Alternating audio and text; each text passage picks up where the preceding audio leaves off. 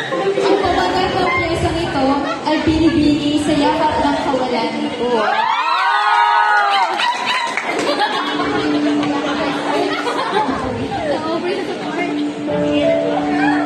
Sa mundo ng kalalakihan ay nag-iisang babaeng tumindig at lumaban ay simbolo ng pagbabago at inspirasyon sa makabagong henerasyon.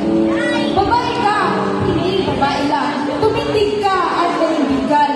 Prinsipyo at tibay ng isip. Iyong lakas ang pananggala. Nagsilbing sandigan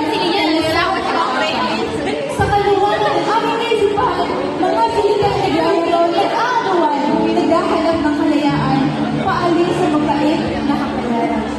Ngunit sa ating mundo, kung lahat ay papunta sa papaloob na buwan.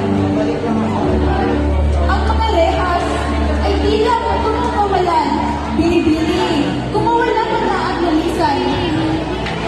Hindi sasapat ang patuloy sapagkat nakita ko paano ka naghilang. Iyong sapang ay namumukadbani.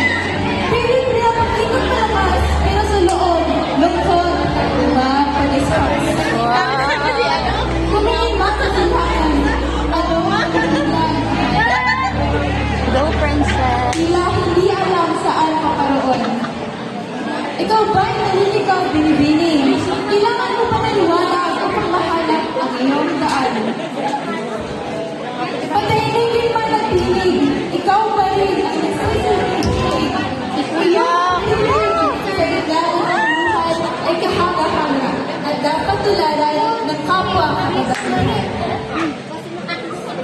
Magsilbing inspirasyon ka sana na hindi lahat ng babae ay dapat tapak-tapakan. Ikaw ang naging boses para may isang babae umangat at manindigan. At alam po, maraming salamat.